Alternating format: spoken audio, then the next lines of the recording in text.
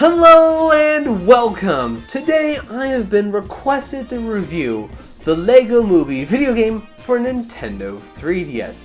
And yes, video game is now apparently one word. Anyways, ever since Traveler's Tales stopped outsourcing their portable game development with the creation of their own internal studio, TT Fusions, I've kind of had a love-hate relationship with portable LEGO games. On the one hand, I can respect the design and work that goes into their games. But on the other hand, TT Fusion is so fixated on making a good playable game for every platform that they work on that they often forget to tailor the game for the platform that they're making the game on specific needs. And oftentimes forget to make a good licensed game too. So, will the LEGO Movie video game just be another game to add to that metaphorical pile? Or maybe this time, things will be different.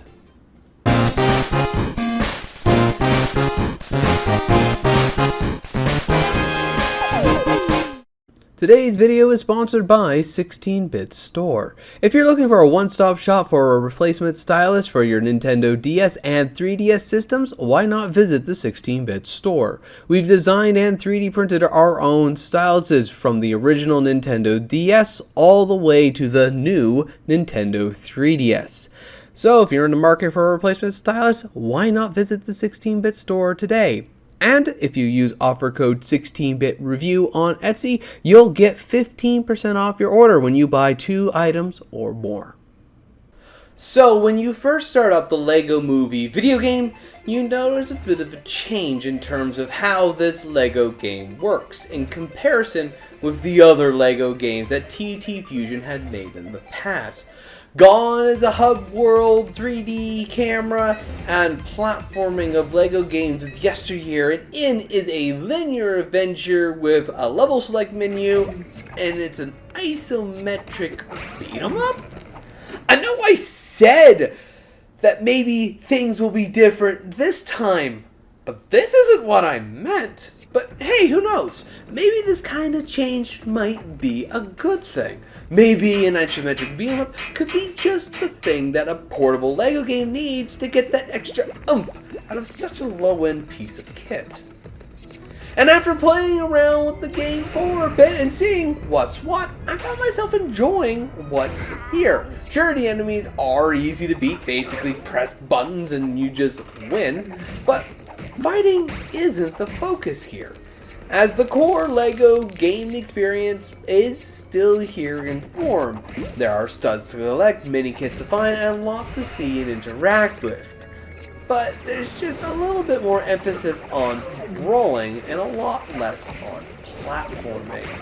Though, when you do get to platforming, it does feel a bit odd, as it requires very little interaction and an unusual amount of touch controls just shoehorn in here.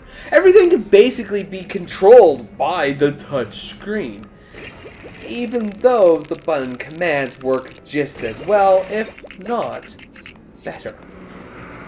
And I'm noticing a lot of the complexities that are in the older LEGO games just are missing here too.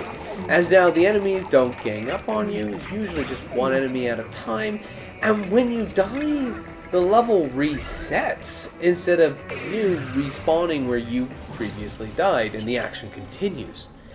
The most weirdest part is that the studs now automatically collect after you break something instead of you having to go pick them up. The levels themselves also are a bit odd now that I'm looking a little closer. They are set up like a traditional LEGO game, one big sprawling level with individual events linking together, but now they took that big level, cut it up into individual pieces, made them accessible by the menu, and added 10 objectives to each level. It's an odd choice, maybe a way to justify quicker loadings if you're trying to replay, but at times, especially with the objective, it just feels like the game is trying to tell me how I should be playing it, and complains when I don't do it exactly the way it wants me to. For example, not getting hit. Now, the changes that are here aren't bad by themselves, and they are implemented well enough. This is a TT Fusion game, obviously. But it does remove a lot of the challenge and at least a lot of the enjoyment that I have out of this game. Now, if TT Fusion's intention was to target a younger audience with this game, then I can excuse some of the odder design choices, and because the game itself is not that bad, though difficult to recommend, and that was my opinion, right up to the point where I actually picked up my PlayStation 4 controller and played the console game. Now, normally when TT Fusion makes a LEGO game, they try and do everything that they can to make the game run as close to the original game as possible, regardless of the hardware. Even LEGO Star Wars: The Complete Saga on the original Nintendo DS tried its best to look and feel like its console title. And yet, the portable version of the LEGO Movie video game is a completely different beast in comparison to the console version. Sure, the levels look similar enough, but they act and play so differently that they might as well be two completely different games. And to me, this does not make any sense, especially since I know that the Nintendo 3DS is fully capable of playing a TT Fusion style LEGO game on it with LEGO Star Wars 3. So, I put my game down, opened up Wikipedia, and take a look at some of the other versions of the LEGO Movie video game that TT Fusion made. And I noticed that they not only made all of the console versions, as well as the 3DS version, but they also made the PlayStation Vita version and the mobile version. I decided to get my hands on the Android port and see what's the difference. And after playing for 5 minutes, every one of the weird design choices and decisions that were made in this game that did not make sense on 3DS suddenly started making a whole lot more sense. As this game feels like it was designed from the ground up to work on smartphones and touch screen devices. And I can understand their decisions. I can see how on a touchscreen device like this, a traditional LEGO game would struggle to work without a virtual controller cluttering up the majority of the display.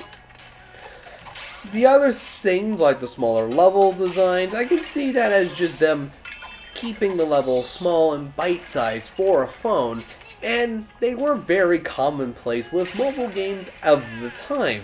I think. I wasn't much of a mobile gaming fan. And I think the same also goes for the slew of goals and achievements that each level has.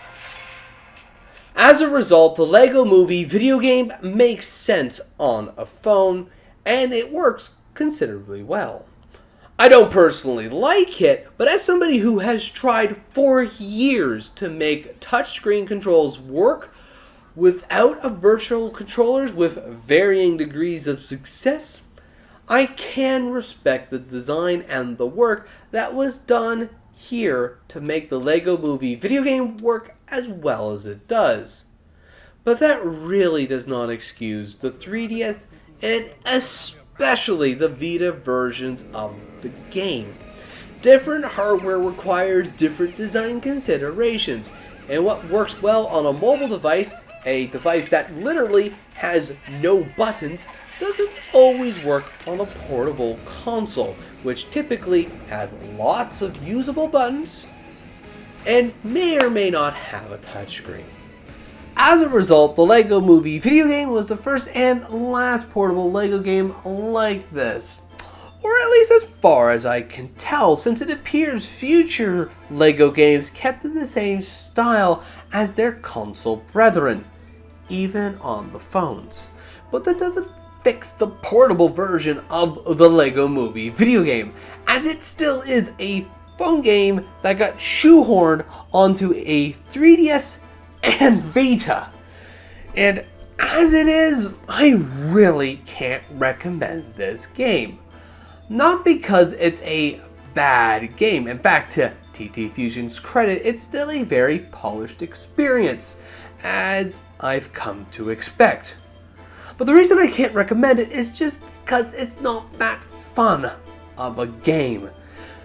At least if you're used to like the other Lego games or just any game with challenge. The only person I can recommend this game to are young kids who are fans of both the Lego Movie and Lego video games, as the level of difficulty and the mobile automation that was added here would be perfect for new players. Otherwise, you are better off getting literally any other Lego game for these consoles, even if it's the DS game. But anyways, thank you ever so much for watching. I hope you have yourself a good day, and as always, take care.